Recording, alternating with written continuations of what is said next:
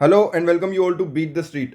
मैं सीए निमिष महेश्वरी स्वागत करता हूं आपको एक ब्रांड न्यू वीडियो में। आज हम बात करने वाले हैं इंक्रीजिंग इंटरेस्ट सिनेरियो में रियल एस्टेट कंपनीज की क्या हालत होती है और पूरा सेक्टर व्यू बनाएंगे कि क्या रियल एस्टेट सेक्टर में अभी आपको इन्वेस्टेड रहना चाहिए, नहीं रहना चाहिए, और अभी इसमें क्या सिचुएशन चल रही है। ओवरऑल ब्रॉडर व्यू आज हम आपको देने वाले हैं। साथ ही साथ कंपनीज में भी हम घुसेंगे कि क्या हुआ जब पिछले कई सालों में रियल एस्टेट सेक्टर में जब भी इंक्रीज इन इंटरेस्ट रेट हुई है, तो वो यहाँ पर देखना जरूरी हो जाता है। उसी से आपको पता चलेगा कि क्या रियल एस्टेट सेक्टर में अभी आपको इन्वेस्टेड रहना चाहिए, क्योंकि आगे आने वाले समय में हमको लग रहा है कि जून में भी एक्सपेक्टेड है कि यहाँ पे कहीं ना कहीं इंटरेस्ट रेट हाइक होगी और आने वाले 2 या 3 सालों तक यहाँ पर इंटरेस्ट रेट हाइक का सिनारियो रहने वाला है। Over a longer period of time अगर रियल एस्टेट सेक्टर में आप इन्वेस्टेड रहते हैं तो क्या यहाँ पर पैसा बन सकता है या नहीं, उसके आज आपको जानकारी देने वाले हैं। तो अगर आप चैनल पहली बार आए हैं तो चैनल को सब्सक्राइब करें, वीडियो को लाइक और शेयर करें ताकि ज़्यादा से ज़्यादा लोगों तक ये वीडियो पहुँच पाए।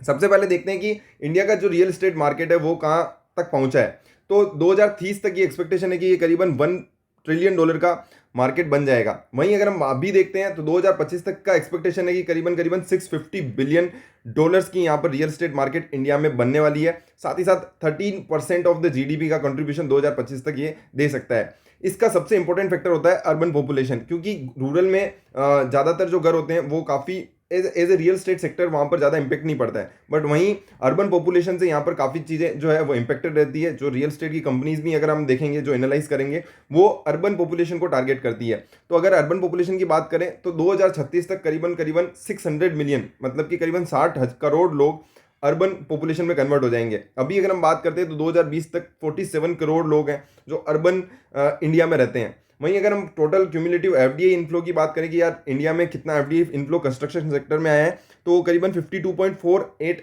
बिलियन है, जो अप्रैल 2000 से 2021 दिसंबर 2021 तक आया है, और ये थर्ड लार्जेस्ट सेक्टर है in terms of FDI inflow. तो आप देख सकते हैं कि कितना ब्रॉडर पर्सपेक्टिव है कि रियल एस्टेट सेक्टर में कितना बड़ा काम यहाँ पर अभी भी पेंडिंग है, क्योंकि अभी भी हम थर्ड लार्जेस्ट हैं और साथ ही साथ कई चीज़ें हैं जो अभी भी हमारी इंडिया में डेवलप्ड नहीं है। Second highest in terms of employment generator है आफ्टर द एग्रीकल्चर सेक्टर। तो कंस्ट्रक्शन सेक्टर काफ़ी बड़ा है, काफ़ी अनऑर्गेनाइज्ड है। अगर हम छोटे जगह की बात करें, टियर 2 टियर 3 सिटीज़ की बात करते हैं, तो वहाँ पर इतने ऑर्गेनाइज प्लेयर्स नहीं है। But housing for all initiative के बाद यहाँ पर कई चीज़ें हैं जो चेंज हुई है, और वो कहीं ना कहीं रियल एस्टेट की डिमांड को, रियल एस्टेट सेक्टर के और रियल एस्टेट मार्केट को कहीं ना कहीं डेवलप करती हुई नजर आएगी। अब समझते हैं कि यार जब इंटरेस्ट रेट इंक्रीज हो रही थी तब यहाँ पर क्या और कंपनीज को किस तरह से इंपैक्ट पड़ रहा था। तो हमने इसको 3 पार्ट में डिवाइड किया है। पहले हमने लिया है 2010 टू 2014। 2010 से 2014 में अगर आप देखेंगे तो जो रेपो रेट थी वो 5.5% से 8%, मतलब कि इंक्रीजिंग रेपो रेट सिनेरियो है, और इन्फ्लेशन जो था आपका 8 से 12% का लमसम था, और जीडीपी की बात करें तो 8.5, 6 और 7% के लमसम थी। तो अगर आप यहाँ पर देखते हैं तो यहाँ पर क्लियर कट है। हम यहाँ पर 3 सिनेरियो पे बात करेंगे, 2010 से 14, 2014 से 2000 आपका 19, और 2019 के बाद वाला जो सिनेरियो है आफ्टर द कोविड, वो हम देखने की कोशिश करेंगे कि क्या इंपैक्ट होता है जब इंटरेस्ट रेट इंक्रीज होती है, इंटरेस्ट रेट डिक्रीज होती है, और इन्फ्लेशन का किस तरह से एडजस्टमेंट होता है। तो अगर यहाँ पर देखते हैं तो इन्फ्लेशन इज अराउंड 8 to 12% के लमसम था। वहीं रेपो रेट अगर इंक्रीज होती है तो आपकी जो ये यहाँ पे 2010 की अगर हम बात करते हैं, 2010 के बाद अगर देखेंगे तो सारी कंपनीज ने नेगेटिव रिटर्न दिया है। आप देखेंगे real estate index itself gave 65% negative return, where Sobha industry gave -1.73%, Prestige -29% and Godrej property -31%। तो अगर इससे यहाँ पे क्लियर कट आपको मैं एक पॉइंट ऑफ व्यू देना चाहता हूँ कि यार अगर इनके जो रेपो रेट है और जो इंटरेस्ट रेट है, रेपो रेट से इंटरेस्ट रेट लिंक होती है, तो इंटरेस्ट रेट अगर इंक्रीज होती है तो रियल एस्टेट की जो कंपनीज है, रियल एस्टेट की जो डिमांड है वो कहीं ना कहीं पुश डाउन होती है, और उसके चलते आपकी जो कंपनीज है वो भी रिटर्न नहीं बना पाती है, और साथ ही साथ पूरा जो रियल एस्टेट सेगमेंट है, रियल एस्टेट की जो इंडेक्स है, बीएससी रियलिटी इंडेक्स है, उसने भी यहाँ पर नेगेटिव 65% रिटर्न दिया है। तो ये क्लियर कट इंडेक्स है। साथ ही साथ इन्फ्लेशन जो अभी चल रहा था वहाँ पर उस टाइम वो करीबन 8 से 12% के लमसम का इन्फ्लेशन था, जो कि कभी काफ़ी हाई इन्फ्लेशन माना जाता है। वहीं जीडीपी की बात करें तो जीडीपी भी 8.7 8.7 6% के लमसम यहाँ पर चल रही थी। तो मेजर अगर हम आप कंसर्न देखेंगे तो रेपो रेट से यहाँ पर सारी चीज़ें लिंक है इन रियल एस्टेट सेगमेंट, और जब भी रेपो रेट इंक्रीज होगी तो यहाँ पर डाउनफॉल आपको देखने को मिलेगा। 2013 से 2018 में क्या हुआ, 2013 से 2018 में यहाँ पर फॉलिंग इंटरेस्ट रेट थी। आप देखेंगे 7.75% से हम वापस 5.15% पर आ गए, और 5.15 पे आप देखेंगे यहाँ पर क्या खतरनाक रिटर्न बनाया है गोदरेज प्रॉपर्टी और इस तरीके की कंपनीज ने। 221% का रिटर्न बनाया गोदरेज प्रॉपर्टी ने, प्रेस्टीज स्टेट ने 151%, शोभा ने 43%, रियलिटी इंडेक्स ने 33% रिटर्न दिया, जो कि काफ़ी कम है। वहीं अगर आप डीएलएफ देखेंगे तो डीएलएफ फ्रॉम 2013 टू 2018-19 तक अगर हम देखेंगे तो वो वहाँ पर उसी सेगमेंट में ट्रेड हो रहा था, क्योंकि इसमें बहुत सारे कांड हो गए थे, कॉर्पोरेट गवर्नेंस इश्यूज आ गए थे। बट वहीं अगर हम देखते हैं तो साफ साफ कोरिलेशन यहाँ पर रेपो रेट का आपको देखने को मिल जाता है कि 7 जब भी डिक्रीजिंग इंटरेस्ट रेट होगी तो यहाँ पर जो आपकी प्रॉपर्टी इंडेक्स है और प्रॉपर्टी और बीएससी रियलिटी इंडेक्स है उसके साथ साथ कंपनीज भी यहाँ पर ग्रो करेगी। इन्फ्लेशन वापस देखेंगे, इन्फ्लेशन अंडर कंट्रोल था, इसके चलते भी यहाँ पर काफ़ी चीज़ें जो स्मूथ होती गई। और जीडीपी देखेंगे तो जीडीपी भी यहाँ पर धीरे धीरे स्मूथन होती गई। तो वो ये सारी चीज़ों को अगर हम इम्पैक्ट मिला के देखते हैं तो यहाँ पर कहीं ना कहीं ये लिंक निकल के आता है कि रेपो रेट से रियल एस्टेट कंपनीज को काफ़ी फर्क पड़ता है। अब आ जाते हैं 2019 से 2022, क्योंकि यहाँ पर interest rate all time decadal low पे चल रही थी, 4% के लमसम आ चुका था रेपो रेट। और आपने भी अगर रियल एस्टेट खरीदा होगा तो कहीं ना कहीं आपको जो सारी जो ईएमआई थी, जिनकी रेपो रेट से लिंक्ड ईएमआई थी, वो सबकी जो ईएमआई है वो कम हो गई। और जो भी हमारा पूरा जो सिनेरियो था रियल एस्टेट का वो पूरा चेंज होता हुआ नजर आया 2019 से 2022 तक, क्योंकि लोगों के पास फ्री मनी भी था और साथ ही साथ यहाँ पर पुश मिल रहा था रियल एस्टेट सेक्टर को, क्योंकि रेपो रेट इंटरेस्ट रेट काफ़ी कम थी। तो यहाँ पर जो डिमांड थी वो काफ़ी हाई हो गई और वहाँ पर सबसे ज़्यादा आपको रिटर्न देखने को मिला कि पिछले 3 सालों में अगर हम देखेंगे तो गोदरेज प्रॉपर्टी ने 110% का रिटर्न, प्रेस्टीज एस्टेट ने 108% का रिटर्न, डीएलएफ जैसी कंपनी ने 82% का रिटर्न और रियलिटी इंडेक्स ने भी 78% का रिटर्न दिया। तो ये कहीं ना कहीं साफ लिंक बताता है कि रेपो रेट से किस तरह से यहाँ पर कंपनीज है जो लिंक्ड है। और साथ ही साथ अगर हम बात करेंगे, अभी जो है 4 मई को यहाँ पर पहला रेट हाइक देखने को मिला और उसके बाद आप देख सकते हैं कि यहाँ पर डाउनफॉल आपको देखने को मिला है। और अब आगे अगर गोइंग फॉरवर्ड हम बोलते हैं कि इंटरेस्ट रेट हाइक हो रही है, तो अगर पिछला ही वाला सिनारियो अगर यहाँ पर क्रिएट होता हुआ नजर आता है तो कहीं ना कहीं गोदरेज प्रॉपर्टीज और प्रेस्टीज और ये जो रियलिटी इंडेक्स है वापस करेक्ट होते हुए नजर आएंगे, क्योंकि जैसे ही इंटरेस्ट रेट इंक्रीज होगी एक मैक्रो इकोनॉमिक एनवायरनमेंट में यहाँ पर जो आपका लोन अमाउंट है वो यहाँ पर कहीं ना कहीं इंपैक्ट करता है आदमी को, और उसके चलते इन्फ्लेशन भी बढ़ रहा है और साथ साथ आपका रेपो रेट भी इंक्रीज होगा। तो दोनों ही चीज़ें नेगेटिव है for the real estate sector, और वहाँ पर कहीं ना कहीं नेगेटिविटी बन सकती है और शेयर मार्केट में जो कंपनीज हैं वो ऑलरेडी करेक्ट हो जाती है अगर ऐसा कुछ भी होता है जिसके कारण रियल एस्टेट सेक्टर को इम्पैक्ट होगा। तो ये सारी चीज़ें काफ़ी इंपॉर्टेंट है। अगर आपने रियल एस्टेट सेक्टर में इन्वेस्टमेंट की हुई है तो ये काफ़ी देखना जरूरी है कि अगर रेपो रेट यहाँ पर आगे फर्दर इंक्रीज होती रहेगी तो यहाँ पर आगे आने वाले समय में किस सिनारियो में किस तरह से यहाँ पर रिटर्न बन सकता है। अब आ जाते हैं कि यार ओवरऑल सेक्टर में चल क्या रहा है। तो ओवरऑल सेक्टर में अगर देखेंगे तो हम over the period of time 1990 और 2000 से अगर हम बात करते हैं तो यहाँ पर हमारी जो अफोर्डेबिलिटी वाइज है तो ये आप देखेंगे टिकट प्राइस है, ये वाला जो बार ग्राफ है वो टिकट प्राइस का है, ये अफोर्डेबिलिटी रेशो सॉरी, एंड ये है एनुअल इनकम, ये एनुअल इनकम। तो हमारी जो एनुअल इनकम है वो over the period of time काफ़ी बढ़ चुकी है। वहीं अगर हम देखेंगे कि the number of ticket size, जो टिकट प्राइस होती है कि एक प्रॉपर्टी अगर आप खरीदने जाते हो तो ऑन एन एवरेज एक प्रॉपर्टी की जो वैल्यू है वो कितनी आती है, तो वो 10-12 लाख के लमसम है, क्योंकि हम केवल अर्बन को नहीं पकड़ रहे हैं, हम टोटल ओवरऑल इंडिया को पकड़ रहे हैं। तो वहाँ पे 10-12 लाख के लमसम की ये आती है। तो अफोर्डेबिलिटी हमारी over the period of time increase हुई है, टिकट प्राइस भी इंक्रीज हुई है, बट हमारी जो आप कह सकते हैं अफोर्डेबिलिटी रेशो, जो एनुअल इनकम है, अफोर्डेबिलिटी रेशो है वो यहाँ पर काफ़ी लंबे टाइम बाद 3.3 के लमसम आ चुका है। तो हमारी जो अफोर्डेबिलिटी होती है वो इंक्रीज होती जा रही है। तो ये मैंने अभी जो बताया था वो आपको कोरिलेशन बताया था जिसमें हमने रेपो रेट को लिंक किया विद द शेयर मार्केट और बीएससी रियलिटी इंडेक्स से। अब हम बात कर रहे हैं कि यार अगर इसमें अगर हम अफोर्डेबिलिटी रेशो, जो ऑपरेशनल जो चीज़ें होती है वो अगर हम लिंक करके देखिए तो क्या होता है, तो यहाँ पर क्लियर कर नजर आता है कि यार अफोर्डेबिलिटी इंक्रीज हो रही है तो कहीं ना कहीं रियल एस्टेट सेक्टर में डिमांड रहनी चाहिए, क्योंकि जैसे जैसे हाउसिंग अफोर्डेबिलिटी बढ़ेगी तो लोग ज़्यादा से ज़्यादा परचेज करेंगे। वहीं अगर हम बात करते हैं होम लोन रेट की, जो कि अभी हम डिस्कस भी कर रहे थे, हम 4% जो हमारी 4% रेपो रेट है, तो रेपो रेट से यहाँ पर जो होम लोन की जो रेट्स होती है वो रेपो रेट से लिंक होती है, तो वो 6.5% आ गई थी।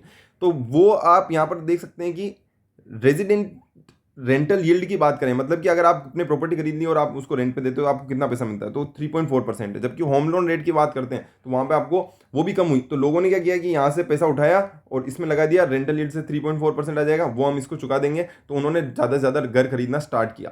तो ये सारी चीज़ें भी आपको लिंक करनी पड़ेगी कि यार home loan rate, residential yield, क्योंकि यार अब इतना सा गैप बचेगा तो आपके पास प्रॉपर्टी और कैपिटल एप्रिसिएशन भी तो होगा ना। 3.4% तो ये है, 6.5% पे आपको लोन मिल गया, और आप मान के चले 5% अगर कैपिटल एप्रिसिएशन भी मिलता है तो आपने 8% कमाया, 6% आपको 6-7% के नाम से वहाँ देना है और 1% फिर भी आपका बच गया और आपके पास प्रॉपर्टी आपकी खुद की बन गई। तो ये कहीं ना कहीं इंपैक्ट करता है कि होम लोन रेट कम होती है तो कहीं ना कहीं हमारा जो प्रॉपर्टी यील्ड है वो बढ़ता जाता है।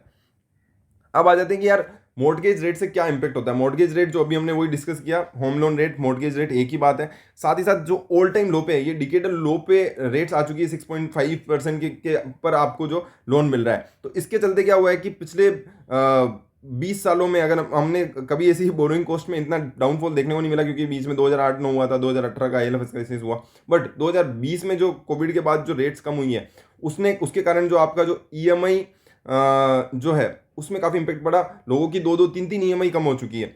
बट वापस से जब इंक्रीजिंग इंटरेस्ट रेट होगी तो वो वापस से बढ़ती हुई नजर आएगी, क्योंकि सब कुछ रेपो रेट लिंक्ड, जो मॉर्टगेज रेट होती है वो सारी रेपो रेट लिंक्ड होती है। वहीं अगर हम बात करते हैं कि अफोर्डेबिलिटी, और अगर हम मॉर्टगेज रेट को मिला देते हैं तो वहाँ पर भी अफोर्डेबिलिटी आपकी इंक्रीज होती हुई गई, और साथ ही साथ आपकी जो EMI है वो यहाँ पर कम होती गई। अब आ जाते हैं यार लोग क्या बोल रहे हैं, एक्सपर्ट्स की क्या राय है रिलेटेड टू रियलिटी इंडेक्स। तो तेलंगाना डेवलपर एसोसिएशन के प्रेसिडेंट जो GV राव है, उनका मानना है कि जो रेट हाइक्स जो होने वाली है और जो रेट हाइक्स हो चुकी है ऑलरेडी, उनके कारण 1 या 2 EMI का फर्क पड़ेगा। तो उनको लगता है कि ज़्यादा कंसर्न का विषय नहीं है, बट अगर ये इंटरेस्ट रेट हाइक होती गई then it will create a problem. वहीं NRO ग्रुप, जो कि सबसे बड़ा ग्रुप माना जाता है कि जो हाउसिंग को पूरा ट्रैक करता है, उसमें अगर हम बात करें तो उनके जो चेयरमैन है अनुज पुरी, उनका बोलना है कि अगर ये जो सिग्नल आया है, जो पहला सिग्नल आता है ना कि आपकी इंटरेस्ट रेट हाइक हुई है, उसके कारण क्या होता है कि जो लो इंटरेस्ट रिजीम था वो यहाँ पे खत्म हो जाता है, और उसके कारण होम सेल्स की जो रिक्वायरमेंट है वो पेंडेमिक के बाद जो स्टार्ट हुई थी वो वापस कम होती हुई नजर आएगी। इन्फ्लेशनरी ट्रेंड बढ़ता जा रहा है, और इसके चलते ओवरऑल जो पूरा जो सेगमेंट है वो यहाँ पे सफर कर रहा है। और आने वाले समय में अगर इंटरेस्ट रेट भी इंक्रीज हो गई, इन्फ्लेशन भी आपका इंक्रीज है, तो then it will create problem. वहीं अगर हम MD जो कि स्टर्लिंग डेवलपर चेयरमैन है रामानी शास्त्री, उनका भी माने तो increase in repo rate will likely have impact on industry. उनका मानना है सीधा सीधा कि रेजिडेंशियल डिमांड पे यहाँ पर कहीं ना कहीं इम्पैक्ट पड़ेगा, और जो हमारी जो फोरकास्टेड डिमांड थी कि अगर हमारी इंटरेस्ट रेट रिजीम 4%, 5-4% के लमसम रहता है तो यार क्या यहाँ पर चीज़ें होगी, वो सब चेंज हो जाएगा। और इसके चलते रियल स्टेट के जो एनालिस्ट हैं नायडू, उन्होंने भी यहाँ पे बोला है कि अगर ये इंटरेस्ट रेट हाइक होती है 4 to 6% हमको जाना है, तो it will create a problem in this whole segment. तो ये यहाँ पे ये सारी चीज़ें हैं जो आपको ध्यान रखनी होगी कि किस तरीके से everything is link to repo rate in the real estate sector, और वो यहाँ पे बढ़ती हुई नजर आ रही है। तो अगर आपका इन्वेस्टमेंट है तो आपको किस तरह से उसको स्मूथन करना है, या आपको रियल एस्टेट सेक्टर में रहना है, और आपकी जो थीसिस है वो आप बना सकते हैं। These are some data points which is you need to think. अगर आपने रियल एस्टेट में लगाया, गोदरेज प्रॉपर्टी हो, चाहे DLF हो, शोभा हो, प्रेस्टीज एस्टेट हो, क्योंकि देखो पिछले दो क्वार्टर है, 3 क्वार्टर में काफ़ी अच्छा रिटर्न बना है, क्योंकि इंटरेस्ट रेट कम थी, बट जैसे इंटरेस्ट रेट बढ़ी तो वहां पर आपको अच्छा खासा करेक्शन देखने को मिला है। DLF की बात करते हैं तो DLF ने अभी पिछले जो 2020-21 में कोई पैसा नहीं उठाया, तो सबसे ज़्यादा पैसा उठाया किसने यहाँ पर, आप जो ये जो है बार जो है वो आपको बताता है कि फंड रेजिंग किसने की है। तो आप देख सकते हैं प्रेस्टीज स्टेट ने सबसे ज़्यादा फंड रेजिंग यहाँ पर की है। वहीं अगर हम नेट डेट की बात करें तो नेट डेट की सबसे लोएस्ट जो है वो है गोदरेज प्रॉपर्टी और साथ साथ DLF। तो गोदरेज प्रॉपर्टी में भी हम बात करें, यहाँ पे थोड़ा सा बोरिंग है, बट जो नेट डेट की जो कैलकुलेशन की गई है उसमें करंट असेट्स को भी हमने माइनस कर दिया, इसके कारण यहाँ पे गोदरेज प्रॉपर्टी थोड़ा कम आया है। वहीं फिनिक्स मिल की बात करेंगे तो वहाँ पर भी डाउनफॉल देखने को मिला। तो सब में अगर हम देखेंगे तो नेट डेट वो थोड़ा कम होता हुआ नजर आया ओबेरॉय रियल्टी को छोड़ के, और साथ ही साथ कुछ 1-2 चीज़ों को छोड़ दें, अगर हम शोभा को छोड़ दें वो भी थोड़ा सा डाउनफॉल आया, बट इतना मेजर डाउनफॉल आपको देखने को नहीं मिलता है। बाकी गोदरेज प्रॉपर्टी हो जाए, DLF हो जाए, चाहे प्रेस्टीज एस्टेट हो जाए, सब में यहाँ पर अच्छा खासा डाउनफॉल देखने को मिला है। In terms of net date, net date क्या होता है कि डेट माइनस इन्होंने करंट एसेट किया है। बाकी जनरली नेट डेट की कैलकुलेशन जो होती है, जो टोटल बोरिंग्स है आपकी outside India, total borings minus cash, अगर आप कैश माइनस कर देते हो तो आपकी कितनी बोरिंग है उसको नेट डेट बोला जाता है। तो वो यहाँ पर कम होती हुई नजर आ रही है। वहीं हम इन्फ्लेशन की बात करें तो लोधा की एक इन्वेस्टर प्रेजेंटेशन थी, उसमें इन्होंने बताया कि किस तरह से इन्फ्लेशन इनको इम्पैक्ट कर रहा है, कि स्टील की प्राइसेस में 12.9% का इजाफा देखने को मिला है, फ्लोरिंग टाइल्स में 5%, इलेक्ट्रिकल में 11%, तो इस तरीके से लेबर में 35% का। तो अगर इसका टोटल हम इम्पैक्ट देखते हैं तो 13.7% इनकी जो कॉस्ट है वो हाइक हो चुकी है, और उसके चलते आपकी जो प्रॉफिटेबिलिटी होती है वो और मार्जिन में काफ़ी प्रेशर रहने वाला है। और साथ ही साथ आप इंटरेस्ट रेट भी हाइक करोगे तो आपकी जो डिमांड है वो भी कम हो जाएगी। तो ओवरऑल आपका जो इन्फ्लेशनरी प्रेशर एंड साथ ही साथ आपका रेपो रेट का इंक्रीज होना, ये दोनों काफ़ी इंपैक्ट करते हैं रियल एस्टेट पूरे सेगमेंट को। जो हमने अभी तक नंबर्स देखे वो काफ़ी पुराने नंबर्स थे, जो हमने Q3 Q4 में जो नंबर आए ना वो काफ़ी अच्छे लग रहे थे, क्योंकि वहाँ पे उस टाइम इंटरेस्ट रेट कम थी। आपको ये समझना पड़ेगा, market is always think beyond that. तो वो तो सबको पता है, तो वहाँ पर आप ऐसा नहीं बना सकते हो। जहाँ पर आपको दिमाग लगाना है, जहाँ पे आपको सोचना है वो है कि अब क्या होने वाला है। तो अब ये होने वाला है कि इंटरेस्ट रेट हाइक होने वाली है, इन्फ्लेशन थोड़ा अंडर कंट्रोल रहेगा, बट इन्फ्लेशन रहने वाला है थोड़े टाइम के लिए। तो मेरे को लगता है कि 1 साल तक ये सिनारियो को चेंज होने में टाइम लगेगा, बट दैट विल इम्पैक्ट, और वहाँ पर ऑलरेडी स्टॉक प्राइस करेक्ट हो चुकी होगी। तो आपको जो रियल स्टेट में आपका जो इन्वेस्टमेंट करने की सोच रहे हैं या बनाने की सोच रहे हैं, तो ये चीज़ें हैं जो आपको काफ़ी इंपैक्ट करती हुई नजर आएगी। नेट अगर हम कॉस्ट ऑफ डेट की बात करें तो सबसे cost of debt Godrej property एक ऐसी कंपनी है जिसका जो कॉस्ट ऑफ डेट है पूरे कंट्री के प्लेयर्स में वो सबसे कम है। 6.3 पे ये लोन उठाते हैं, और काफ़ी अच्छा खासा यहाँ पर जितना जितना जितना कम आपका कॉस्ट ऑफ डेट होगा उतना ही ज़्यादा आप पैसा बना सकते हो, उतना ही ज़्यादा आपका मार्जिन होगा। वहीं अगर हम देखेंगे शोभा ब्रिगेड, इनमें 7.8, इसमें 8.7 है, प्रेस्टीज एस्टेट 9.4, तो वहाँ पर आपकी रिस्क थोड़ी बढ़ती जाती है क्योंकि इंटरेस्ट रेट ज़्यादा होती है।